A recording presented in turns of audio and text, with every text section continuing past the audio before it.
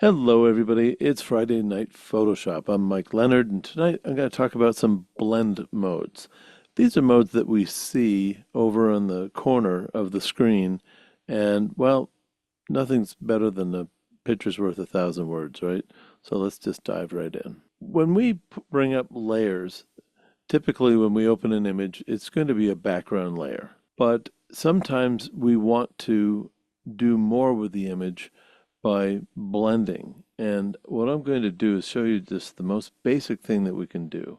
If I do a Control J, which is like a jump, instantly you notice this opens up here. And if I click on this, we have a whole bunch of different blend modes. Just for this first demo, I'm going to just stay in normal. And what I'm going to do is I'm going to take this top layer and I'm going to deliberately make it be out of focus. So if I go here to filter, and if I go to blur and Gaussian blur, that's a little too much. So let's bring this down to maybe around there. I like that. And I'll say OK. So layers we know are hierarchical, so the one that's on top is what we're going to be seeing here on the screen.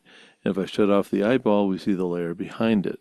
Now these were identical layers, except for I made this first one blurry intentionally.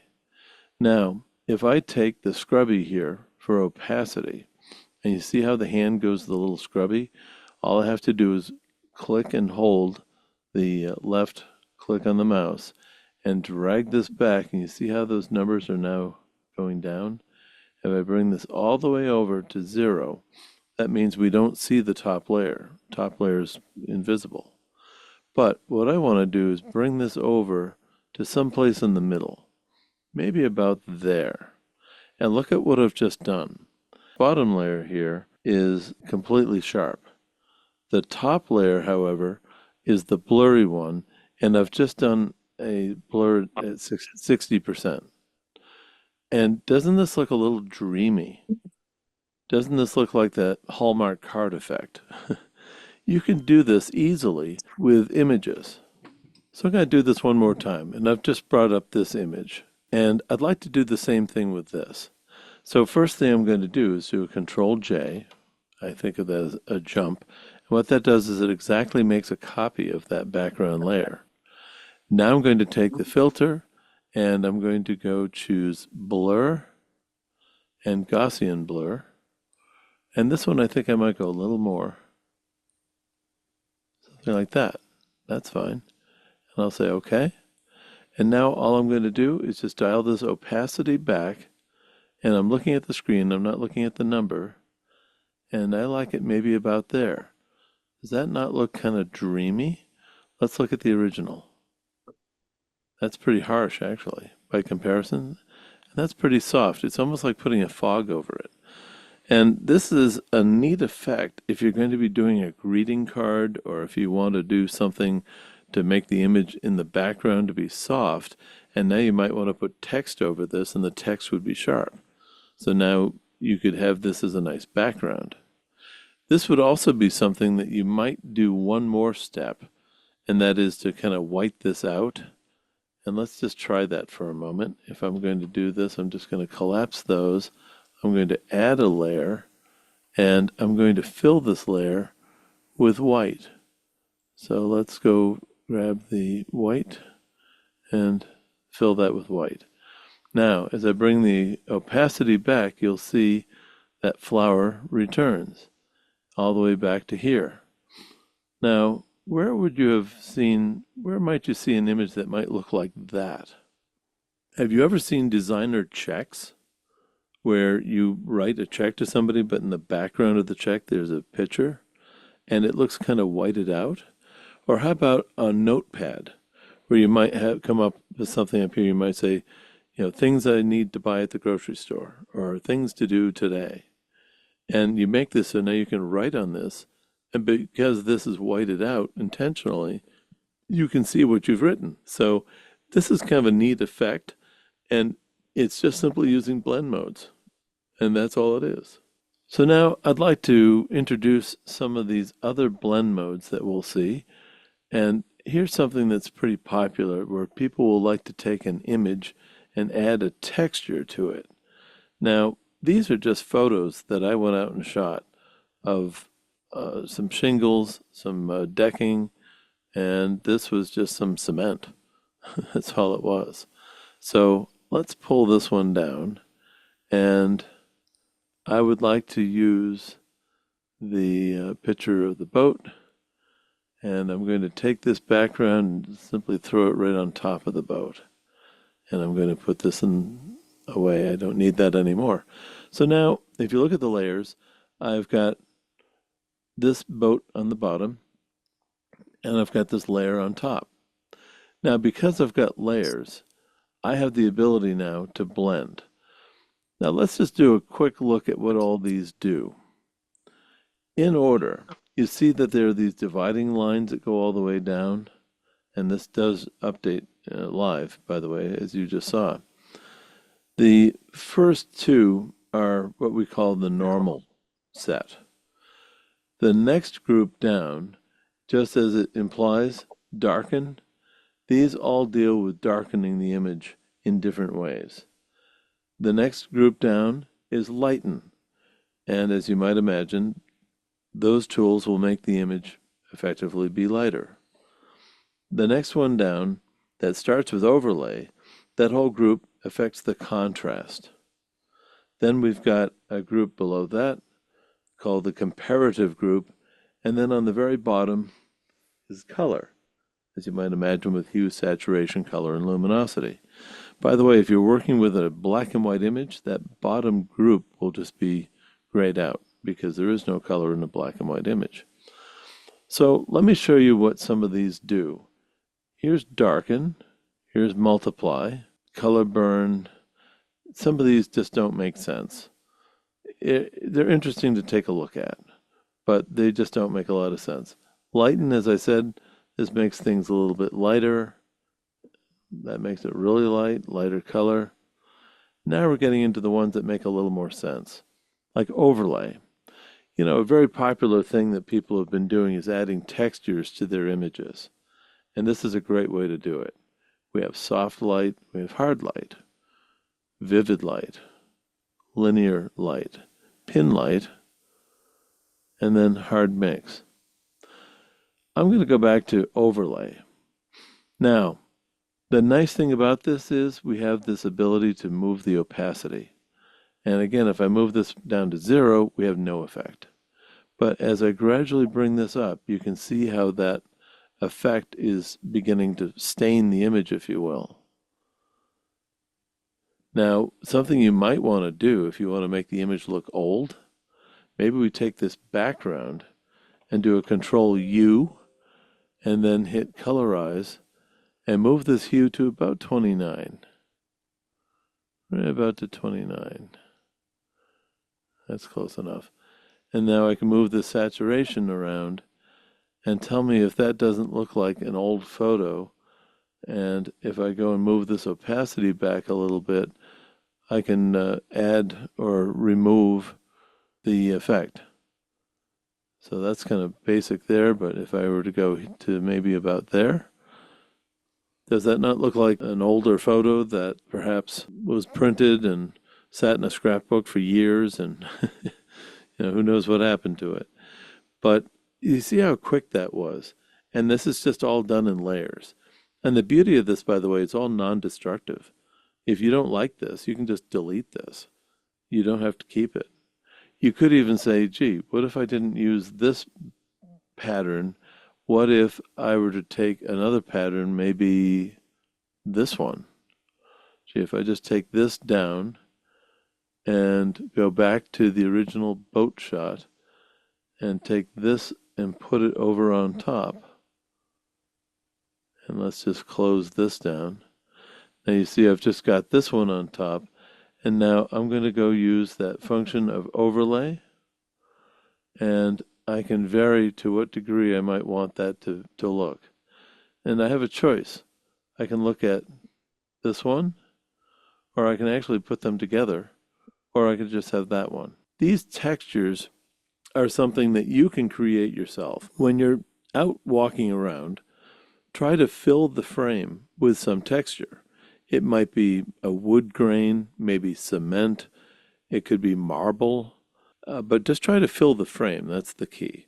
So then you can then manipulate this and move it around however you wish. This is a kind of a cool blend mode that you see this used a lot of times. And this can have a nice effect of making an image look a little more nostalgic if this is what you're going for. And yes, you can do this in color. Maybe I would want to add a little more sepia to this. So I would just bring up the color just a little bit.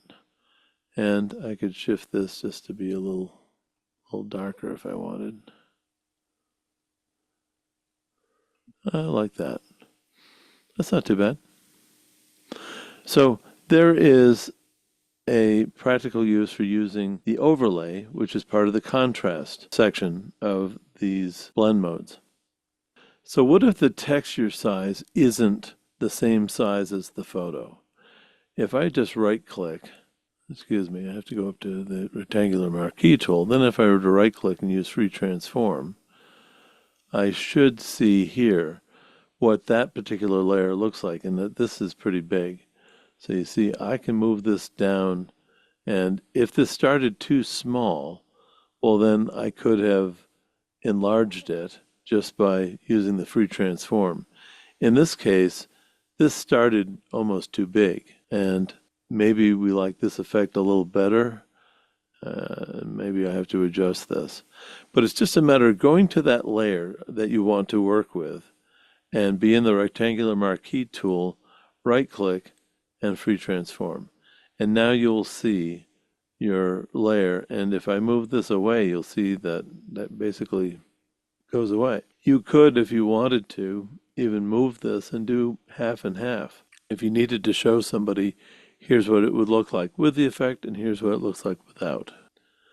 So we have total control over this, so we can move this to wherever we need to move it. Now I'd like to show you another method that we can use for darkening edges, and for that fact, having total control over what we want to darken in a image. So again, I'm going to do a Control J to make a copy of this, and I'm going to use the multiply. Now, all I can say is imagine if you had two 35mm slides or transparencies, and they're identical. And if you were to put one over the other, it would look dark.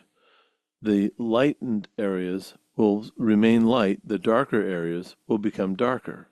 So when I hit multiply, see how dark this went? The dark areas went really dark, but the sky area is still pretty bright. It's because when you put them together, the light's going to transmit through the first one, and it's going to act as a filter, and it's then going to light the second one. So the lighter it is in the background, the lighter it's going to be to poke through. Whereas where it's dark, it's going to be really dark. So now, what if I were to cut a hole, and I'm going to draw a box like this, and then if I hit delete, and let's go ahead and put this back into multiply. Okay, so what I've just done here is to have just cut a hole out. If you look at this top image, I've just cut out the middle, and I'm leaving the edges. And if you look at the bottom image, well, there's everything right there.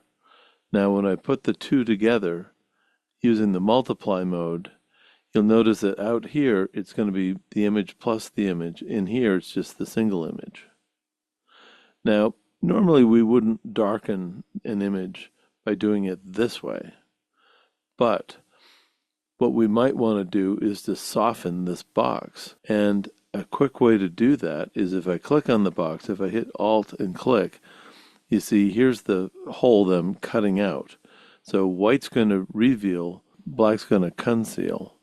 And if I go up here to filter and choose blur and Gaussian blur, look at what happens to the edges.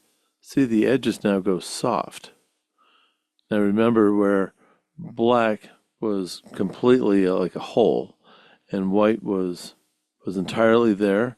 Well, these shades of gray around the edges are going to dictate the opacity. And look at what happens when I bring this together.